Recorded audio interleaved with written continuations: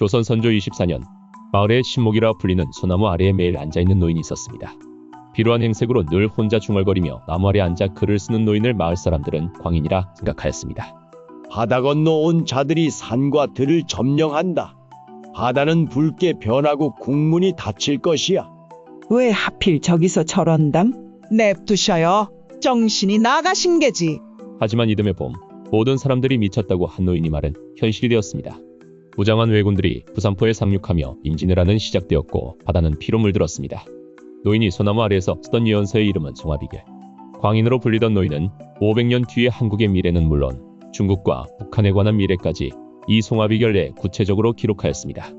과연 이 노인이 본 미래는 어떤 모습일까요? 다가올 미래에 우리는 어떤 준비를 해야 할까요? 시작하기 전 간곡한 부탁의 말씀을 드립니다. 이 채널에 지속적으로 신비롭고 재미있는 이야기들을 올릴 수 있도록 구독과 좋아요 눌러주시면 구독자님이 계신 방향으로 큰절 올리겠습니다. 댓글로 알려주세요. 절실한 저에게 따뜻한 관심 부탁드립니다. 송화비결은 국가적 대립과 갈등에 대한 예언, 새로운 시대의 도래와 자연의 변화, 재앙에 관한 예언들이 복합적으로 기술되어 있습니다. 이 예언들은 한반도뿐만 아니라 주변국에서 발생하게 될 크고 작은 변화도 함께 쓰여 있는데 그 일부를 학자들이 해석하며 어떤 사건을 예언한 것인지 알 수 있었습니다. 백토지세, 광랑 입성, 청룡노두, 독풍 충만, 팔방대왕. 송화비결의 예언입니다. 이 구절을 학자들이 하나씩 풀이해보았는데 그 결과가 아주 놀랍습니다. 흰 토끼의 세상에 미친 파도가 성에 들어오고 푸른 용이 섬에 노한다. 도끼가 든 바람이 일며 팔방의 대왕이다. 흰토끼의 세상은 2011년 신묘년을 의미합니다. 신은 천간 중 8번째 글자로 흰색과 금색을 상징합니다.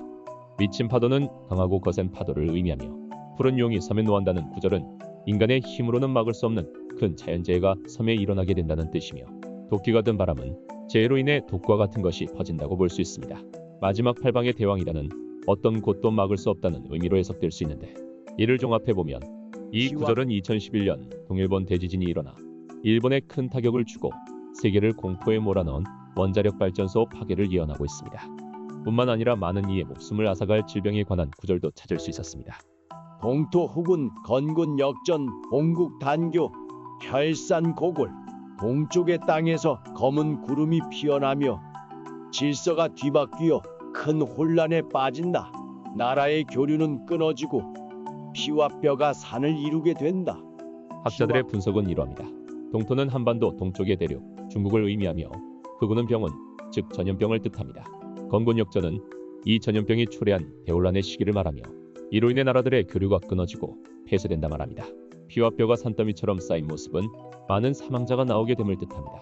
이를 종합적으로 분석하였을 때 중국에서 발생한 우한폐렴, 코로나 바이러스 전파로 인한 세계적 재앙을 예언한 것이라 말합니다. 최근 정치적 압박을 강하게 주고 있는 북한의 행동도 예측할 수 있었는데 송화비결에서는 이렇게 말하였습니다. 북풍 사기, 남국 아문. 북쪽에서 해로운 기운이 불어오며 남쪽 나라에는 어두운 구름이 들이운다. 한반도를 지배하게 도발하는 북한의 해로운 기운이 대한민국 하늘에 나타나게 될 것을 뜻하는 이 예언을 현재의 상황과 연결지어 볼 때 바람을 타고 대한민국으로 날아오는 오물풍선과 지뢰를 나타낸다고 전문가들은 주장하고 있습니다. 송화비결은 아직 일어나지 않은 한반도의 미래 또한 알려주고 있는데 그 시기를 분석하였을 때 가장 연관성이 크다고 판단된 해가 바로 2025년, 당장 다음 해를 지목하고 있습니다. 동풍 강진, 북강 혼란, 풍월정동, 쌍용회수, 사도운기, 천변지의. 동쪽에서 바람과 큰 흔들림이 일어나며 북쪽의 경계는 혼란스럽다. 바람과 달이 고요해질 때 두 마리 용이 얼굴을 돌린다. 뱀이 움직이며 구름이 일고 하늘과 땅에 큰 변화가 생길 것이다. 동쪽의 큰 흔들림을 학자들은 지구의 지각 변동이 활발하게 일어나 그 피해가 우리나라 동쪽까지 발생할 것이라고 말합니다. 북쪽 경계가 혼란스러워짐은 대한민국과 북한의 대립이 더욱 팽팽해짐을 암시하며 이 시기가 지나면 두 마리 용이 고개를 마주한다 하였는데 이는 남북의 갈등이 해결되는 시기가 반드시 올 것이며 이 모든 일이 일어나는 시기가 뱀이 움직일 때 생긴다 말하였습니다. 공교롭게도 2025년이 뱀해인 을사년입니다. 조선시대에 만들어져 그 명성이 현재까지 전해지는 예언서는 송화비결뿐만이 아닙니다. 한반도의 미래를 지리적, 천문학적 요소로 기술한 정감록은 조선 후기 백성들에게 널리 퍼진 예언서인데 그 저자는 아직 밝혀진 바가 없습니다. 정감록에도 아직 발생하지 않은 흥미로운 예언들이 가득하지만 그 중에서도 특히 이목을 끄는 점이 있습니다. 다른 예언서들은 앞으로 닥칠 큰 재앙에 초점을 두고 그 내용을 서술하였는데 정감록에는 이 재앙을 피할 수 있는 구체적인 장소가 명시되어 있다는 것입니다. 이 예언서는 환란의 시기가 도래할 때 사람 세상에서 피신을 해하며 죽음을 이기며 죽은 사람도 살아나는 이곳으로 모이면 전쟁의 화를 피할 수 있다고 기술하였습니다.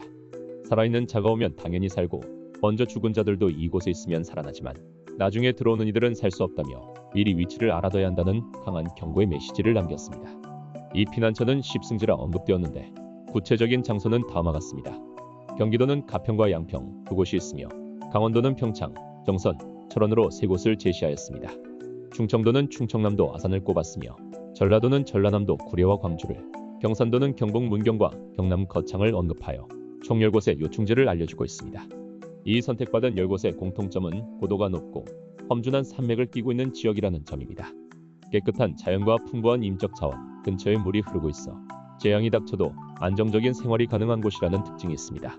실제로 대한민국에 재해가 발생하게 되면 인구가 밀집되고 교통이 복잡한 곳이 마비가 되었을 때 그 혼란이 더욱 크고 사람들의 공포심 또한 빠르게 퍼져 안전한 대피와 대처에 오랜 시간이 걸리게 될 확률이 큽니다.